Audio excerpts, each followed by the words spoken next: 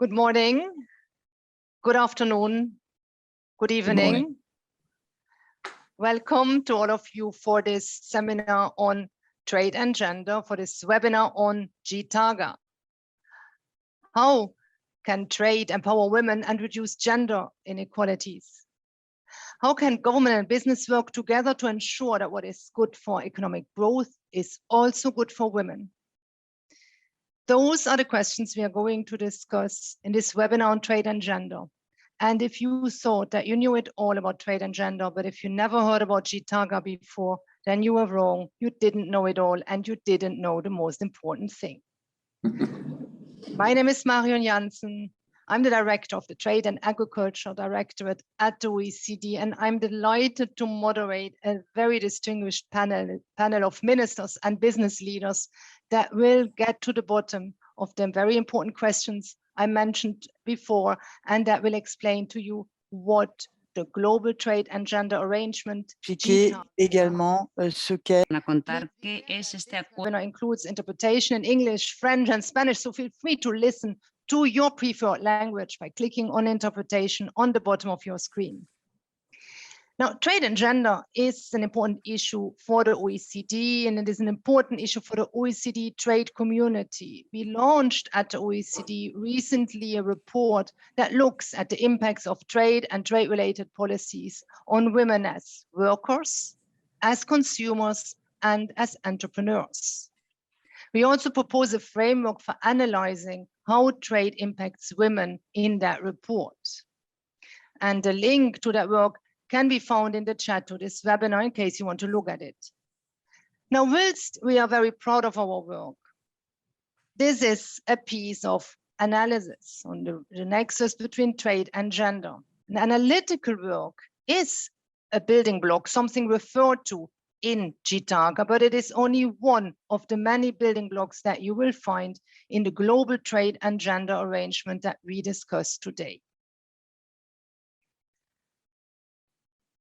In August last year, 3 countries signed that arrangement. These countries are Canada, Chile, and New Zealand, and I'm extremely delighted to welcome today the ministers responsible for trade from these 3 countries, and also to welcome female business leaders from the 3 countries. Chitago is a very comprehensive tool for operationalizing trade policies and ensuring that they support women. But that instrument does not only look at trade policies, it also refers to labor market policies. It refers to gender policies. It refers to private sector voluntary initiatives promoting responsible business conduct. It refers to the role of non-discrimination on the basis of gender in the supply of services. And it includes many provisions on cooperation among signatory countries and with other organizations such as the OECD and the WTO. The arrangement is therefore not only comprehensive, it is very innovative. And I am actually wondering whether this arrangement could influence and inspire future arrangements on other trade-related issues such as trade and environment, trade and SMEs, digital trade. Because this arrangement is so different, new, innovative, comprehensive, I'm delighted to discuss this with this very prominent group of panelists. We have with us today the Minister of Foreign Affairs, Andrés Alamand of Chile, the Minister for Small Business, Export Promotion and International Trade, Mary Inge of Canada, and the Minister for Trade and Export Growth, Damien O'Connor of New Zealand. We also have with us 3 female business leaders from the 3 signatory countries. We have with us Liz Teamo, CEO of Miro LP New Zealand. We have with us Vicky Saunders, CEO of SheEO Canada. And last but not least, Fernanda Vincente, Executive President and co-founder of Mujeres del Pacífico, Chile. Without further ado, let me ask the first speaker, Minister O'Connor from New Zealand, the first question. Minister, why is it important to consider the trade and gender nexus?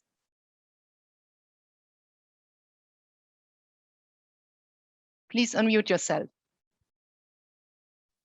Good morning or evening, depending on where you are. It is indeed my privilege to join with you for this meeting on the Global Trade and Gender Arrangement facilitated by the OECD. And thank you to Marianne Jensen for that kind introduction. I'm sure I speak on behalf of my boss, Jacinda Ardern, as well, who is a great advocate for this mana. I'd like to acknowledge my ministerial colleagues from Canada and from Chile, Ministers Ng and Alaman, important partners of New Zealand in our shared journey to make trade more inclusive. I'd also like to acknowledge our private sector representatives who have joined us today, providing an important business perspective on trade and gender issues. Liz Tiamo is with us from New Zealand and will have some astute insights to share, I'm sure. The question being posed is a good one. What is the link between trade and gender? What's the context for this important work? Simply put, trade has the potential to make a real difference to enhance the lives of women, with the flow-on effects for the economic competitiveness of the firms that they work for and for the countries that they live in.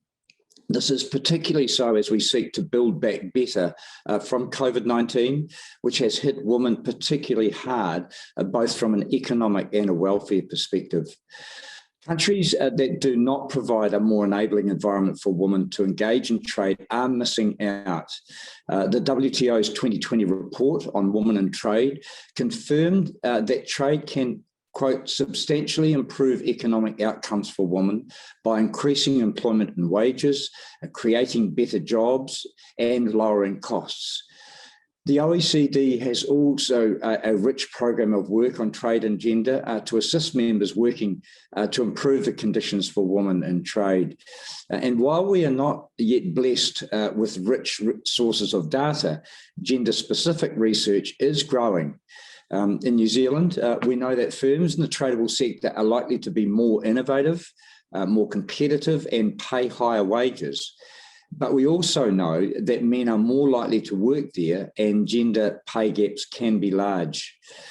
We know that trade can also increase or decrease women's welfare. It probably won't surprise the audience to hear a New Zealand Trade Minister speaking about the need to liberalise trade and lower tariffs. But there is evidence that products predominantly used by women face a higher tariff burden. In the textile sector, for example, it is suggested a higher tariff exists on imported women's clothing than men's clothing. This gendered tariff gap even grew about 11% from 2006 to 2016, according to research cited by the WTO. Look, I'm pleased to say that our own initial research in New Zealand suggests that our tariffs appear both low and gender neutral, whether that's on apparel, hygiene products, cosmetics, or other products. While we know that we need to continue to expand our research to paint a clearer picture of trade and gender issues, we do know that we are not doing enough to more fully integrate women into trade and investment opportunities. Now, you've probably heard about the 2015 McKinsey Global Institute study that found that $28 trillion could be added to global GDP within 10 years if women's participation in the paid economy matched that of men. In New Zealand, a recent study showed that our economy could be $1 billion per year better off if the burdens of unpaid work were more equitably shared between men and women. So that's the context. Trade can bring a host of benefits to women and to the broader economy, and there is more work to do to ensure that trade includes all and is for all.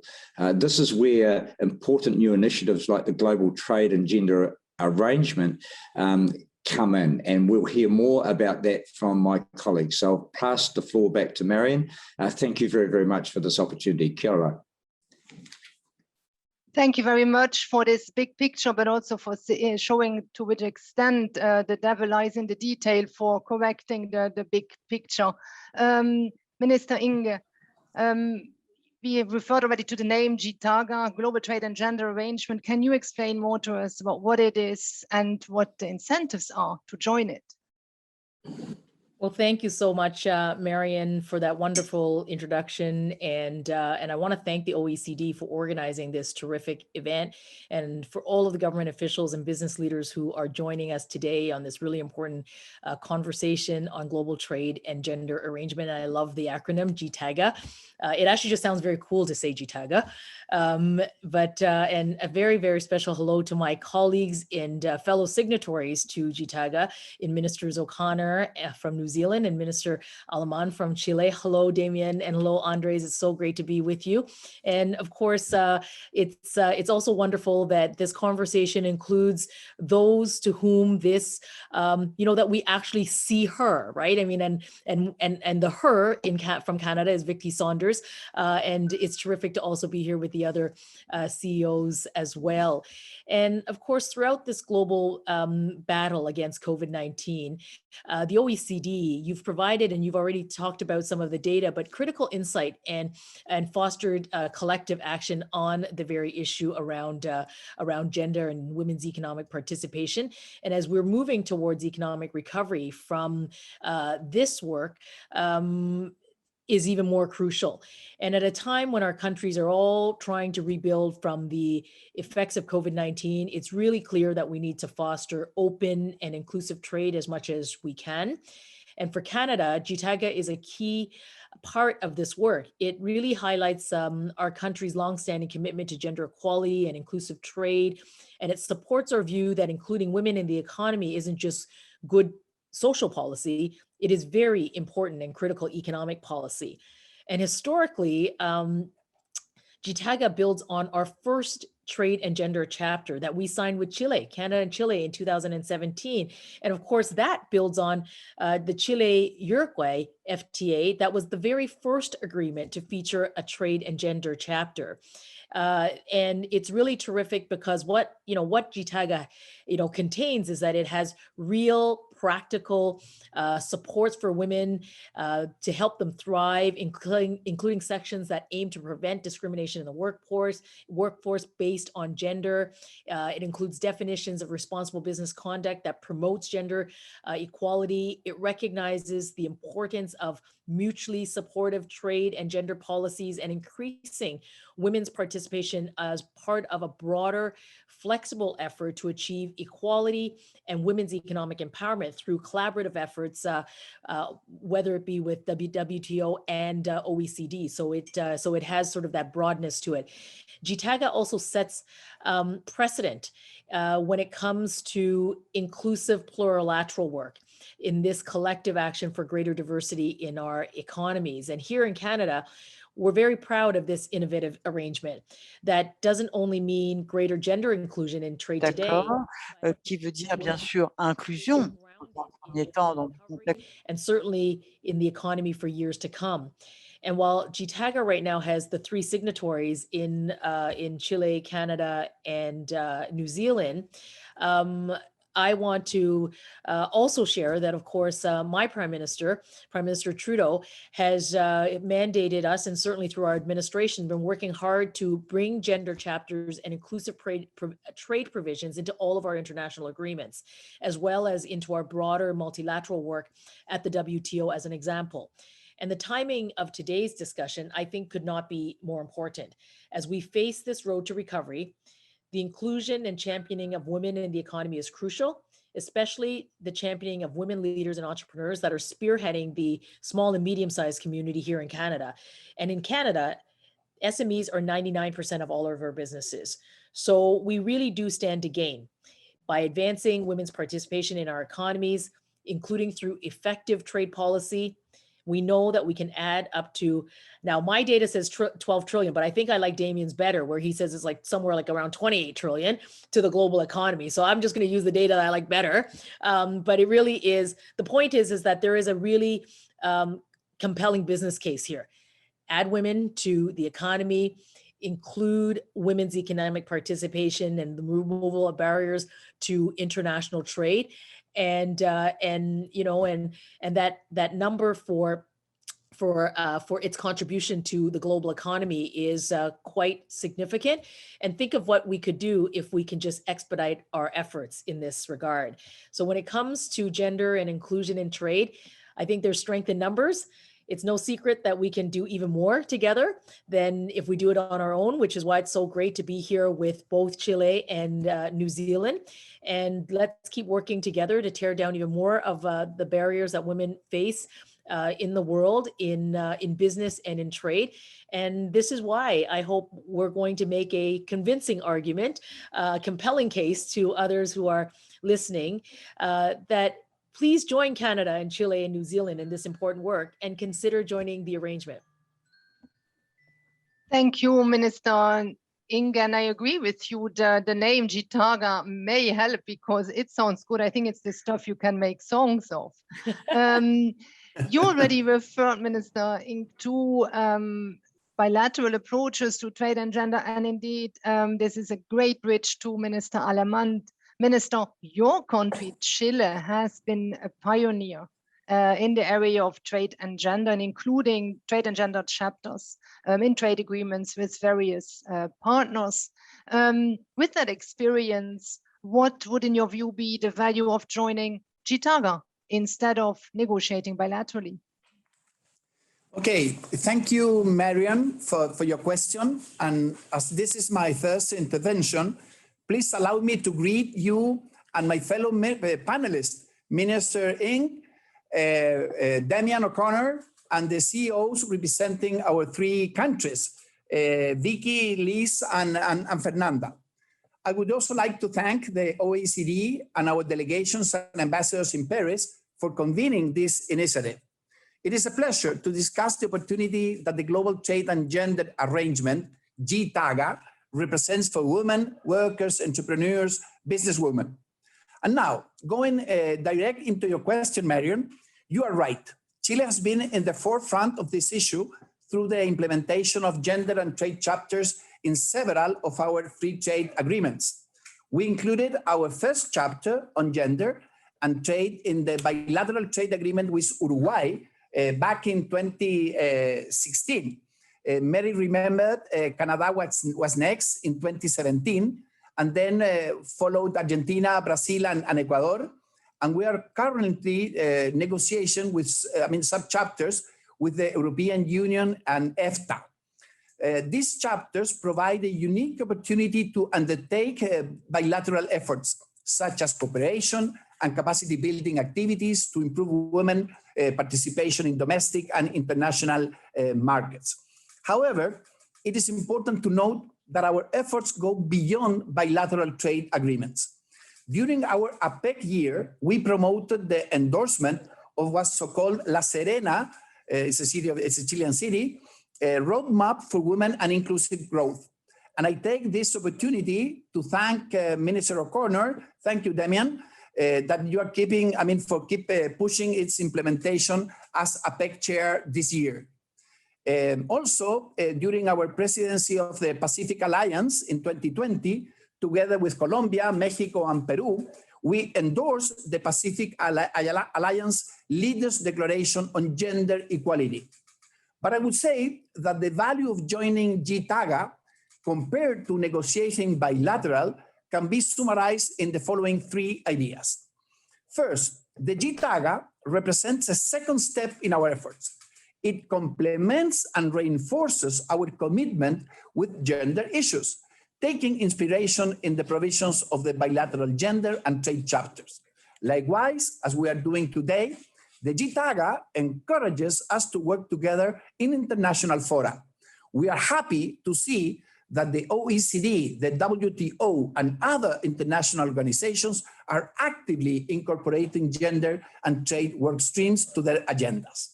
Second, it allowed us to go global, as the name suggests.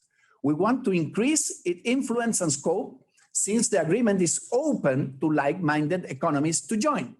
We want to broaden its membership and share experiences and feedback with interested countries to further promote women's participation in international trade. And third and finally, it raises the standards and the awareness of trade and gender issues. The Chitago is the first agreement to explicitly recognize the principle of not weakening or reducing the protection provided in gender equality laws and regulations to promote trade or investment. In that line, we are proud to be part of Chitago and the work we have been doing to implement these cooperative activities. Thank you, Marion. Thank you for these very, very convincing arguments. And I think what is another convincing argument is that this is not just an agreement that has been designed in a ministry. You are able to come with the private sector to this panel because I think that what I will hear is that there has been exchange with the private sector on what was going to be in this arrangement, and that's normally a really good starting point and a very promising aspect of an arrangement. So I'm very happy to welcome with us three representatives of your private sector in Canada, New Zealand, and Chile. And allow me to introduce the three entrepreneurs with us today. Liz Te Amo from New Zealand, you are the CEO of Miro, an indigenous business created in 2017 as a pathway to transform the land and create jobs for indigenous people through high-value horticulture. And I've had the pleasure to experience how important this field of involving the indigenous community in these kind of discussions is in New Zealand. So a warm welcome also from Paris, from the OECD. Also with us today, Vicky Saunders from Canada. Vicky is the founder of SheEO, CEO, another good acronym, a global initiative to support, finance, and celebrate female entrepreneurs, not just support, celebrate. And third, with us today also Fernanda Vicente from Chile. You are the executive president and co-founder of Mujeres del Pacífico, an ecosystem that informs, supports, connects, and gives visibility to women entrepreneurs in Latin America, so beyond your country. I'm going to ask the same question to the three of you, and I will then ask Liz to start and answer that question. It's a long question. What are, in your country, the challenges you face in supporting women's economic empowerment? What is your company doing to unlock new opportunities for women's participation in trade? And what have been the lessons you learned in your activities? What works and what doesn't? Liz, over to you. Kia ora, everybody. And thank you, Marion, for the warm introduction and just acknowledging my minister and other ministers and my colleagues today. So I'm going to talk about three things. The Indigenous business model, that is our company, which is our way of being and working as Māori, the Indigenous people of New Zealand. I'll talk about empowering women in trade at a business level, a cultural level, and also a government level. And I want to talk about connecting to the wider world and collective power as well. And so I'll start with my company, Miro, as an Indigenous business model. And I want to acknowledge all our Spanish speakers today and the verb mirar, but what Miro means to us in Māori is it's the word for berry. And so our vision is to transform Māori land and people through high value horticulture, that being, I guess, the highest earner in the primary sector for New Zealand. We started with blueberries because they were, the world loves them, and they were growing at a rapid rate when we got going. But there are two really driving KPIs for us in that vision. The first is lifting Māori land productivity, land that was really unproductive or underutilised. And the second is around jobs and skills for our people, Indigenous Māori people in rural communities. So those were the driving KPIs. Yes, we have 30 shareholders, and they are all iwi or tribes. They are landowners, and they are families. And what underpins us and drives us every day is Māori tikanga. And so that's our cultural protocols and values. And those values are manaki, so that's kindness and reciprocity of goodwill. The second one is whānau. So that's our connectedness, our shared sense of family. The third one is kotahitanga. That's about working collectively, working together and having a shared aspiration. And the fourth one is kaitiaki. And so we are the custodians, the protectors of intergenerational well-being, the things, everything around us. And that's different to this idea of a sense of owning the things around you. It's about looking after the things around you for the generations to come. So we're a tiny startup. We started with a very ambitious vision and raised $10 million to execute it. It's all about learning about modern growing systems that are environmentally friendly and our people learning those skills. Now, Canada and Chile are massive blueberry growers and exporters. So you'll appreciate how modestly we've started, but our ambition is that this is going to be a significant export business for us. So lifting capacity and capability amongst our people is a really critical focus for us. Since beginning, we've employed over 500 people, and this is income directly into households and very poor communities that might have 3 or 4 generations of being hooked on unemployment benefits. But the biggest win for us in that is the pride and motivation that comes from working with your extended family, working on your own land, working in a Māori enterprise. That is the biggest win that we see. And so coming back to what underpins it all is our 4 values or tikanga, the concepts of manaaki, whānau, kotahitanga and kaitiaki. Turning to empowering women in trade, because our vision is very much one of growing into a major exporter. The problems I'll describe like this: the pale, male, stale boardrooms, and that is nothing new to the world. We also have the clash of traditional cultural roles, and so in our communities, on our marae, the role of the male is to do the talking, the speaking on the marae. The role of the female is to do the doing. So we have this nexus of talking versus doing that's embedded in our culture. If I think about Māori women, the skills of nurturing, empathy, aroha, which is love, and organising capability, they are not highly valued in a business sense, in my view. And yet, if you think about the welfare of your people, the welfare of the world, the welfare of the environment, those are exactly the kind of skills that need to be more highly valued. The leadership lessons is 3, I guess, for me. And the first one is understanding and accepting that businesses create jobs and that jobs create lives. It sounds simple, but what it means is that you have to think really hard, I guess, as a government, how you're going to incentivize and support business growth if you accept that businesses are core drivers of livelihood.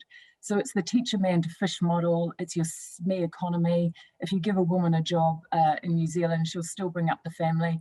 And it's the model of it takes a village to raise a child. She sort of just keeps going. If you're on a government unemployment benefit, it's different. You're not in control. And what we're looking for is for people to help our people take control and responsibility for their lives and their family. So the second thing that's critical to us is that you've got to KPI the change that you're looking for. And so if you want more women in leadership and governance roles, you've got to KPI it. There's a talent pipeline problem for us. So Māori women tend to be streamed into the social sectors, law and accounting. They're not streamed into business or entrepreneurship. We compete with government for a limited talent pool. And if you can imagine, what if government trained, incentivized and streamed more women into business and into trade? What would that look like? What would it look like for a leadership style and a leadership context? It requires a lot of mentoring, coaching, cadetships, and investment in formal leadership training to do this. But you can supercharge younger generations with experience just by bringing them in early. And so as business leaders, we all have to think about how do we supercharge our younger generations? And I think as government, we have to think about how do we incentivize streaming more women into business to create those jobs and bring that diversity.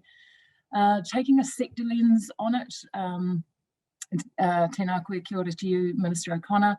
In New Zealand, the primary sector is very male dominated at the leadership and the board level. So we are missing a lot of talent. Māori women are the CEOs of their villages. So we're missing out on a lot of that nurturing empathy and organising capability in the sector, and a lot of aroha, love and kindness. So it is a privilege to sit alongside my minister today and talk about how we can supercharge our economy with more women. And lastly, I'm just going to talk about how you make the change visible and the need to make the change visible. So things like awards, KPIs, role models, scholarships, cadetships, they all contribute towards this movement of change. It's not an either or, it's a yes and mentality that says we're undervaluing our people and missing a big opportunity. Smart businesses will diversify and use it as a competitive advantage.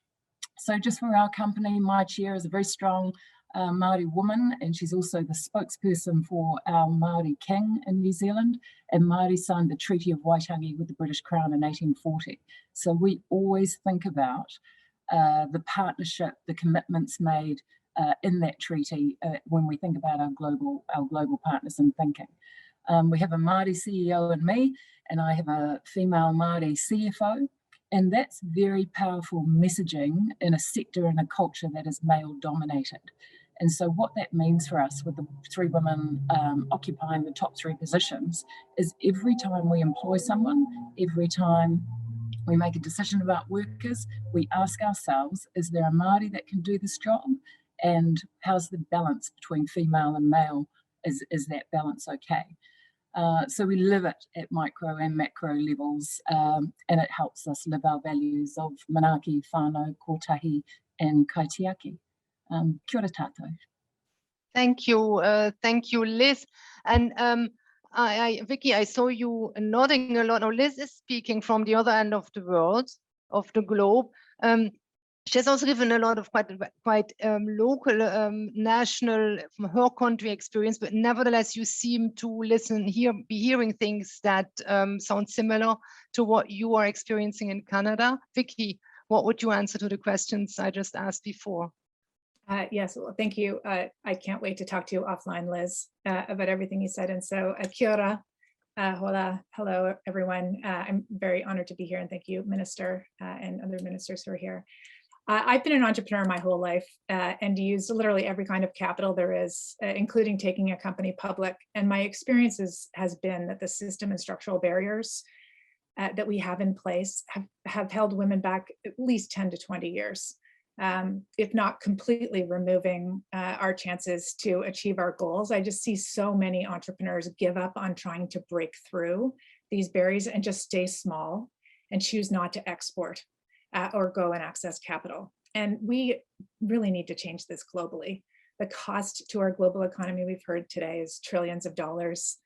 And during COVID, we've really witnessed the disproportionate impact on women. And we're currently at risk of going backwards, erasing decades of momentum. So as an entrepreneur, I'm also very hopeful. So I never stew too much in the challenges we're facing. And I have this phrase, which I use all the time, which is everything's broken. What a great time to be alive. So it's time to get creative, to rethink how we're doing things and show a new path. And I'm so excited about this trade deal, Chitago, because it's built from these powerful ecosystems that we have in each country. When Minister Ng was named as to the portfolio of small business and export promotion and now international trade in Canada, she did a broad consultation and landed on a really innovative strategy, an ecosystem-based approach to funding and supporting women entrepreneurs from coast to coast. And it addressed all the key barriers: access to capital, access to markets, access to customers and expertise and influencers and networks. And it has literally been game-changing for our country. I talk about it every country we go to with our CEO model, because this whole ecosystem of support organizations got some basic funding, and we were able to really start collaborating and create strong connective tissue across the country. With my organization, we have an ecosystem-based approach as well. And it's pretty interesting. We have women and non-binary folk come together. They're called activators, and they gift capital into a pool, and it's aggregated together and loaned out to women entrepreneurs at 0% interest, which is now a thing because of COVID. Thank you very much. A lot of people thought our model was weird before, and now it's very normal. And it is it's not just the capital that we loan out at these great terms, but we bring all of our networks and our expertise and our buying power together to help these businesses grow. And we're now in 5 countries, and we have 107 ventures so far, and they're exporting to 126 nations. So, you know, on average, about 15% of entrepreneurs, women entrepreneurs in Canada export, 85% of ours do. And 45% of our ventures are Black, Indigenous, and women of color. And in New Zealand, our last cohort was 60% Māori. So it's a very big focus for us. Our business model fits very much, is very much aligned and in coherence with Māori practices, which is why I was nodding a lot. And one of the stories I just wanted to tell around what we're seeing happen here is because of COVID, we started to do these Zoom calls every month or every week across our countries. So we kind of do these mini trade missions every week. And so Canadians are on calls meeting New Zealand, Kiwi ventures, et cetera. Chile, we're coming next, I hope. And one of the cool things, we had an activator on one of our calls who was meeting one of these New Zealand ventures, Better Packaging, who just won the Cartier Women's Award, first Kiwi to win this. And they have home compostable courier packaging, which is so desperately needed globally. And now that we're doing all of this e-commerce and having stuff shipped to us. And the woman from Canada who was listening to this said, this is so cool, and talked to her husband the next day and said, I met this amazing business. It's doing all of this great stuff. Turns out her husband was the CTO at Shopify, the chief technology officer, and boom, connection made. And wow, export happening. And this is the company that is now scaled all over because of these connections. And we work very closely with NZTE, the New Zealand Trade and Enterprise Group. They've brought half of their trade relationship folks in as activators to our community to build relationships, to help make more of these connections globally, and worked very closely with the Trade Commissioner Service in Canada. So there's just all of these connections are starting to remove the barriers as we recognize the opportunities and the impacts. And so there's a lot of things that I'm seeing working, and there are a lot of things that aren't working. And I would say when we get to the big thing that's not working is business as usual. And trying to continue to train women to fit into the models that have been created in the past that were not designed by us or for us. So for those who are on the call and listening, I very much hope that you will become part of this agreement, that you will really examine the practices that you have across your systems, and you will really think differently about how we can include more women and non-binary entrepreneurs, because our global economy requires it. Thank you. Well, thank you, Vicky. We have a call for joining this arrangement, not only from ministers, but also from the private sector, from entrepreneurs. Fernanda, your voice from Chile. We are going back to the south. What would be your position? Would you support Liz and Vicky in what they have been saying? Yes, well, first, thank you very much for the invitation. And about the challenges, the first question, I think we have huge challenges right now.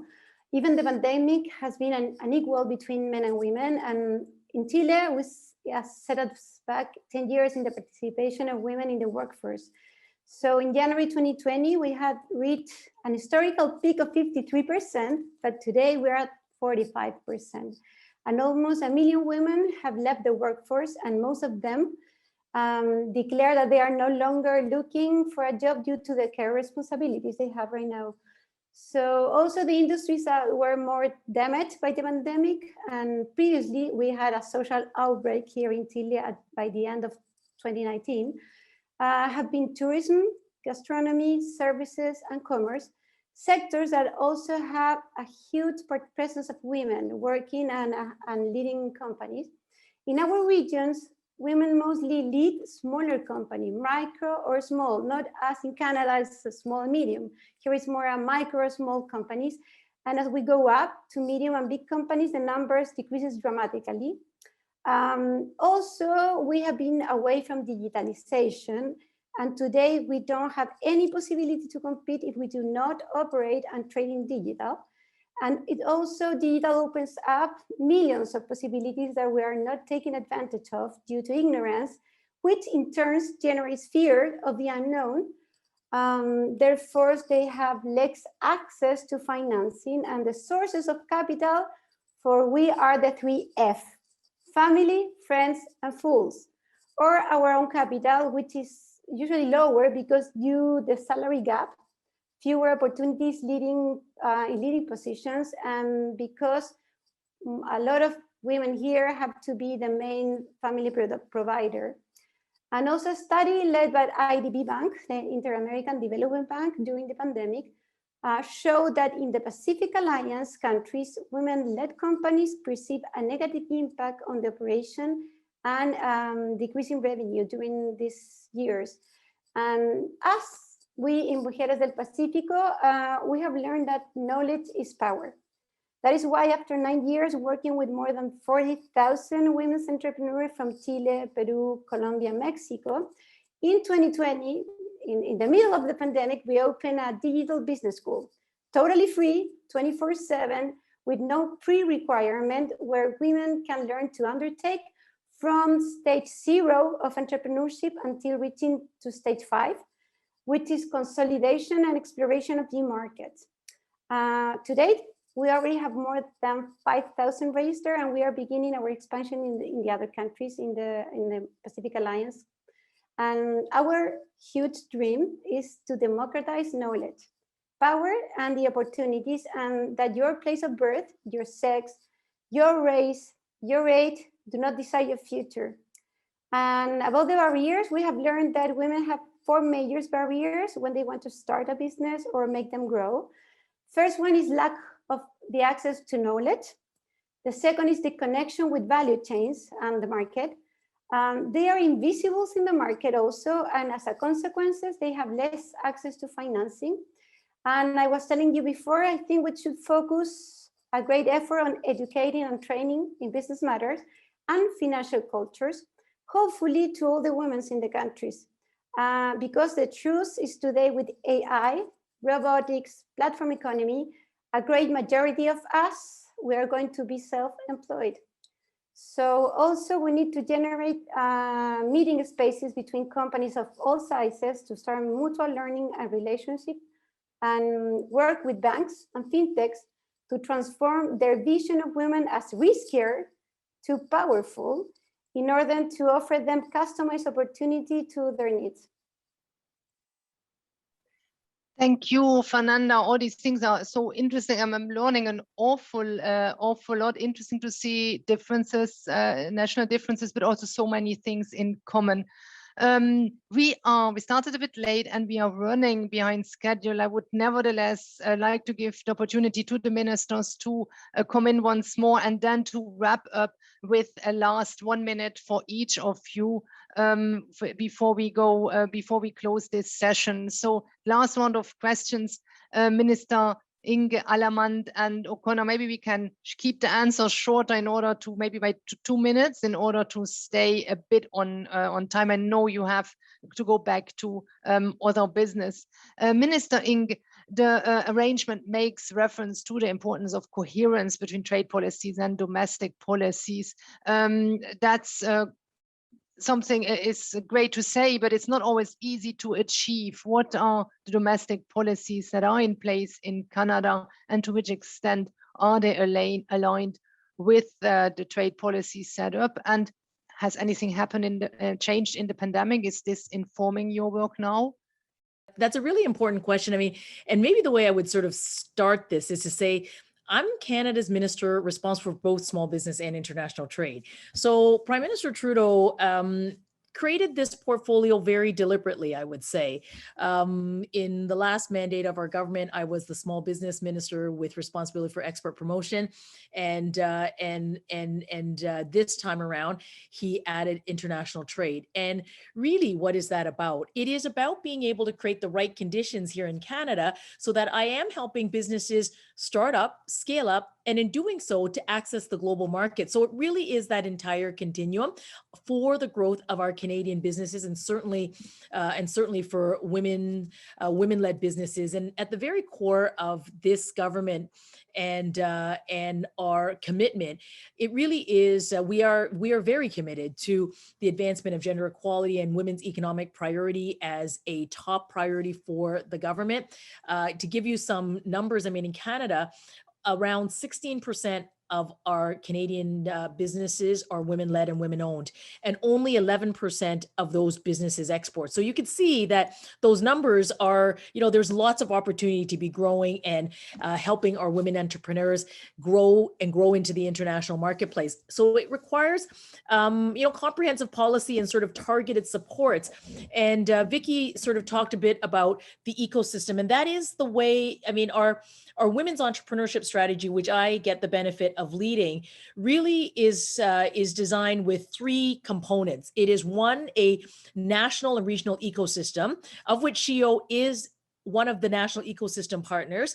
It includes helping businesses, women entrepreneurs get access to capital and financing, which has eluded us, right? And the model, and we're looking at different models, and SHIO is doing exactly that around access to financing. But then in this ecosystem, it also is around mentoring and support and training and expertise. So the ecosystem support, access to financing, and making sure that our various tools that we have in government. So whether it's the Canadian Trade Commissioner Service, or whether it is our Business Development Bank or our Export Development, Canada is just as aligned as we are as a government to make sure that what they are doing as organizations or institutions are also supporting the growth of women entrepreneurs.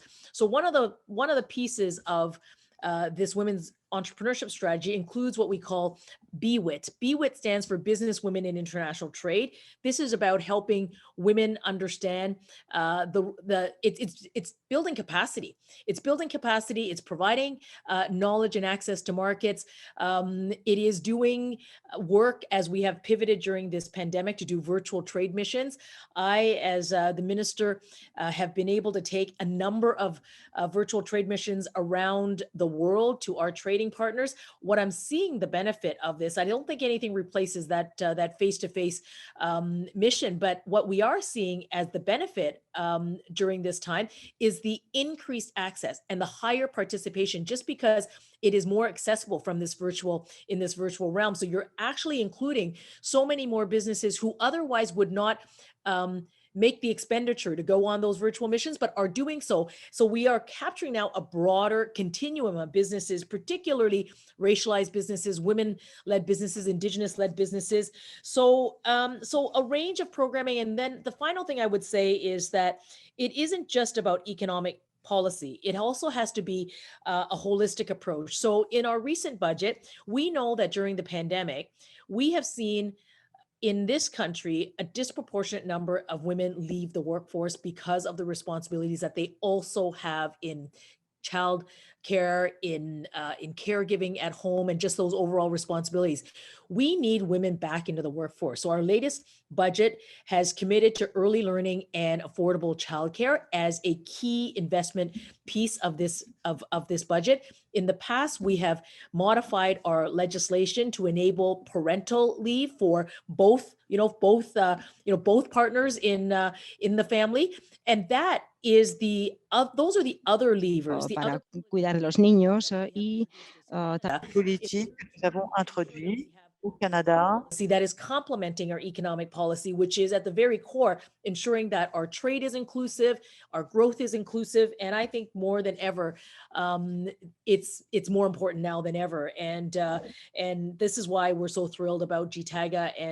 And I think that if there is a plug again, it is that plug for us to do more of this around the globe, and making sure that our FTAs around the globe also includes these the innovations of arrangements like this, but also into our agreements that facilitate trade between our partners here and others.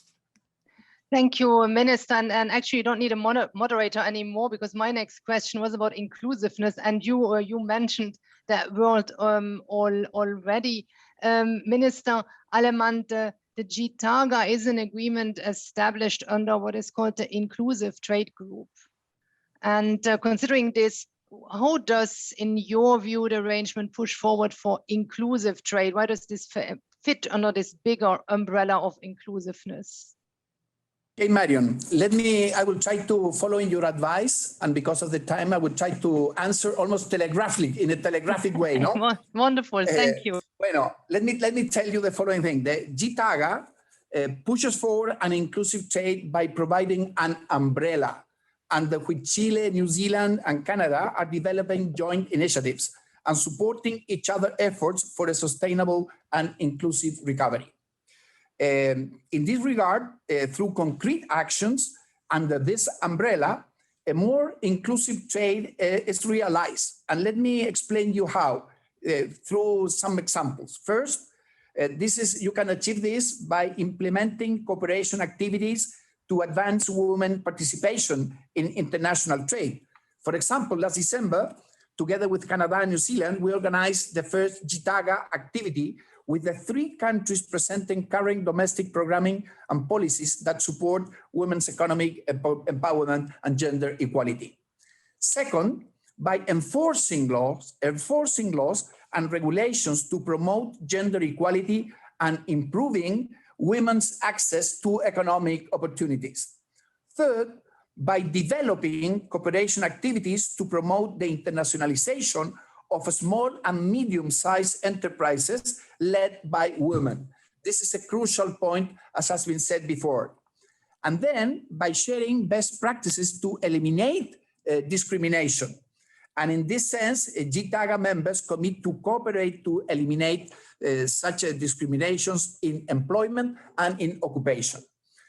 So let us remember that trade has a transformative potential. This is why agreements such as the Chitago are vital to guarantee that trade works for all, as the OECD has been championing for, in support of development and inclusive economic growth. Thank you very much. And before I go to Minister O'Connor, and because we are tight on time, I already let our entrepreneurs know that I will come back to you with one question, and I would like you to stick to 2 sentences in your answer. I will ask you after Mr. O'Connor's interventions what you would tell your business counterparts about why they would have benefits from joining Chitago if their countries join Chitago. And I will start with Fernanda. So please get ready, Fernanda, for your answer. But before this, Minister O'Connor, what is New Zealand doing in the space of domestic policies? What kind of innovative policies are you employing to help to make entrepreneurship and trade more inclusive and more accessible to all women? What can you tell us about your country?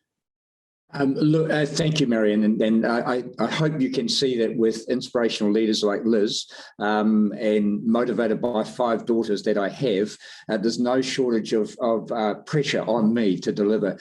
Can I say that, look, we embarked upon a Trade for All agenda, and it's written into law. We have an obligation now when we're embarking upon trade initiatives to go out and consult widely, including women, our Indigenous people, right across our society, to ensure that as we step forward with trade, we ensure that the benefits and the opportunities can accrue to all New Zealanders. And that is really, really important. And we've had that in place for about 4 years now. But what we do lack is some information.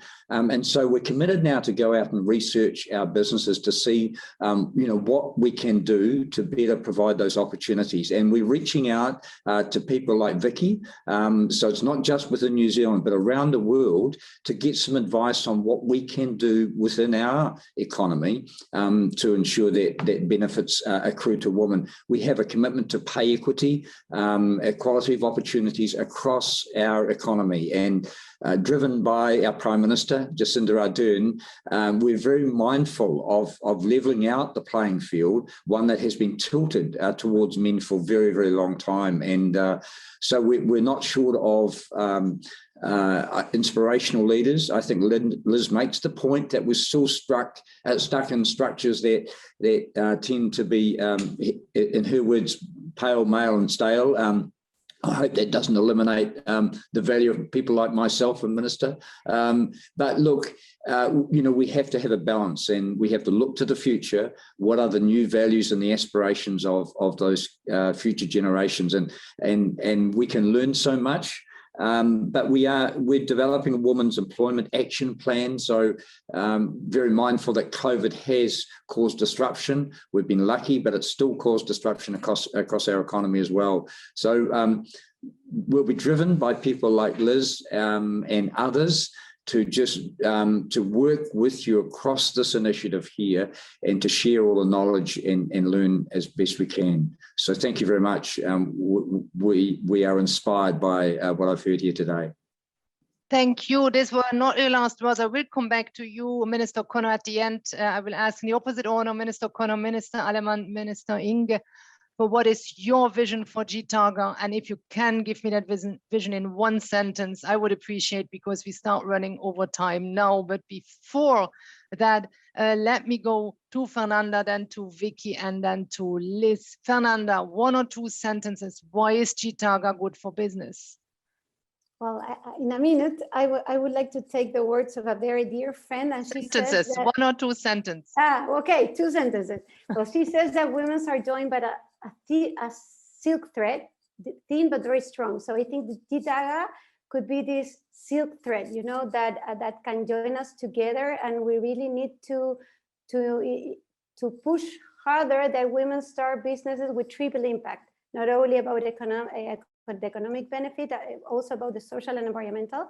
So I think this could be the start of a very interesting partnership with all these countries to start developing all these kind of businesses, but all together, and to start internationally. Thank you. Thank you, Fernanda. Very poetic, the silk thread. Vicky, 1 or 2 sentences. Why is Chitago good for business? Anything that is removing barriers to create more inclusion and more equitable systems is the future.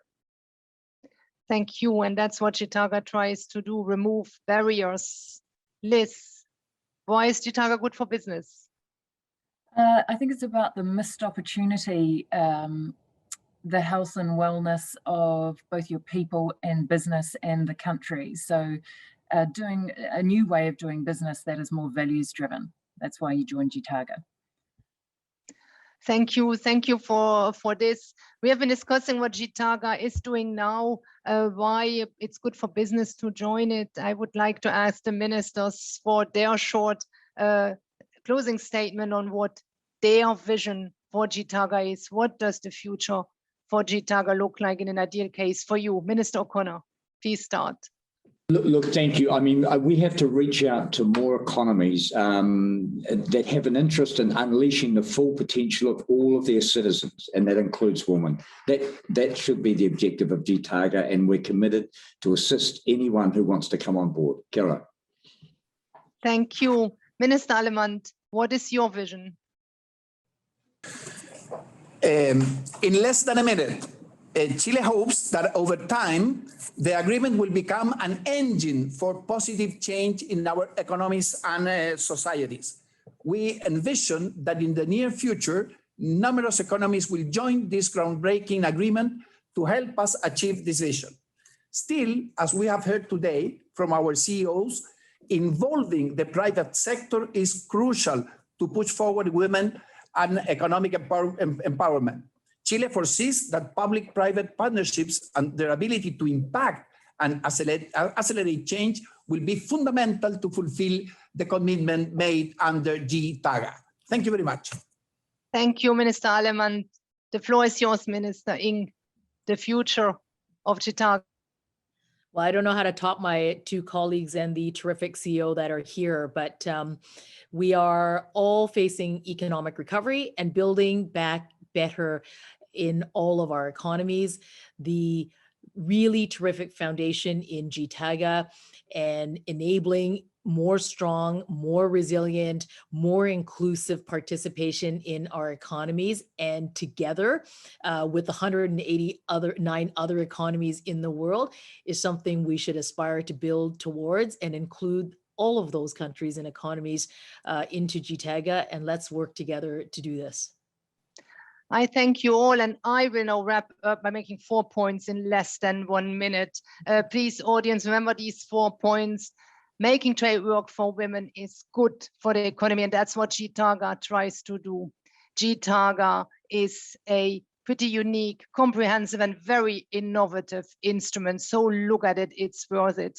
Third point, Chitago is a cool acronym. We agree with this. And last but not least, Chitago has very strong and inspiring defenders and advocates, and I've had the honor to meet them here today. Thank you very much, ministers. Thank you, entrepreneurs. Thank you for having been with us, and have a nice rest of the day or a nice evening in these different places of the world where you are today. Thank you, and I hope to see you soon, maybe face to face.